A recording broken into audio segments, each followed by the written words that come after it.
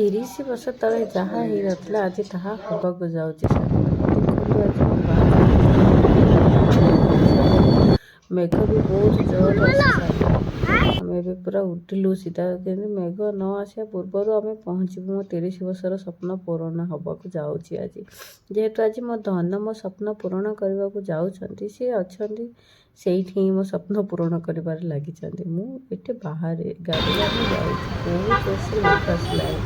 Bangalore Nexus Santiniketan ମଲ୍ରେ ଆଜି ମୋର 30 ବର୍ଷର ସ୍ୱପ୍ନ ପୂରା ହେବାକୁ ଯାଉଛି।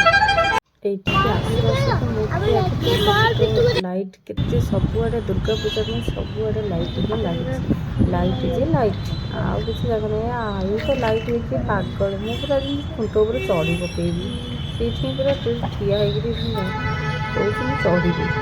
ଲାଇଟ୍ ଲାଇଟ୍ ଲାଇଟ୍, ଓଫ୍ କେତେ ସୁନ୍ଦର ସବୁଆଡ଼େ ହେଇଛି। ମୁଁ ଟିକେ ଫଟୋ ଉଠେଇଦେଲି, ମୋ ପୁଅର ଟିକେ ଫଟୋ ଉଠେଇଦେଲି। ମୁଁ ଟିକେ ଷ୍ଟାଇଲ୍ ମାରିକି ଦେଖି ଆସୁଛି।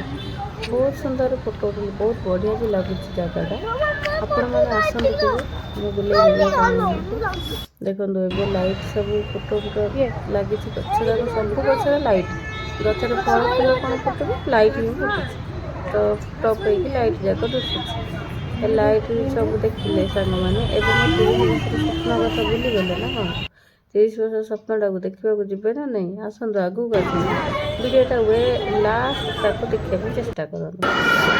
ଦେଖନ୍ତୁ ଏଇଠି ମୋତେ ଥଣ୍ଡା ହେଇଯାଇଛି ପ୍ରବଳ, ମୋର ତଣ୍ଟି ପୁରା କେମିତି ହେଉଛି, ବହୁତ ଥଣ୍ଡା ହେଇଯାଇଛି ମୋତେ। ଏଇଠି ଟିକେ ଷ୍ଟାଇଲ୍ ମାରିଲି, ଏବେ ଗୋଟେ ଦେଖନ୍ତୁ ଆଉ ଜଣେ ବି ମୁଁ ହାତ ଟିକେ ହାତ ମିଳୁଛି, ସିଏ ପୁରା ମୋ ହାତ ଉପରେ ହାତ ପକେଇଦେଲେ। ହାତ ଉପରେ ହାତ ପକେଇକି ଷ୍ଟାଇଲ୍ ମାରି ଫଟୋ ଉଠେ। କି ଫଟୋ! ଫଟୋ ପୁରା ଡରୁଛି, ଆଇ ପୁରା ଡରିକିରି ଆଉ ତା ପାଖକୁ ଯାଉନି, ହାତେ ଦୂରରେ ଠିଆ ହେଇକି ମୁଁ ଉଠେଇବିନି ଫଟୋ ତା ସାଙ୍ଗରେ। ଦେଖନ୍ତୁ ଏବେ ଏଣ୍ଟ୍ରି ହେବ। ଦେଖନ୍ତୁ ଏବେ ସମସ୍ତ ଓଡ଼ିଆ ଲୋକ, ଯେହେତୁ ମୋ ସରପ୍ରାଇଜ୍ଟାରେ ଓଡ଼ିଆ ଲୋକ ବି ଏଣ୍ଟ୍ରି ଅଛନ୍ତି। ଏତେ ସାରା ଓଡ଼ିଆ ଲୋକ ଦେଖନ୍ତୁ। ଏବେ ଏଣ୍ଟ୍ରି ଚାଲିଲା, ଦେଖନ୍ତୁ ଆଗକୁ ଦେଖନ୍ତୁ। ଲାଇକ୍ ସବସ୍କ୍ରାଇବ୍ କରିଦିଅନ୍ତୁ। ମୋ ଭିଡ଼ିଓ ଭଲ ଲାଗୁଛି ଆପଣମାନଙ୍କୁ ମୋତେ କମେଣ୍ଟ କରିଦିଅନ୍ତୁ। ଆସିଗଲି ଫିଲ୍ମ ହଲ୍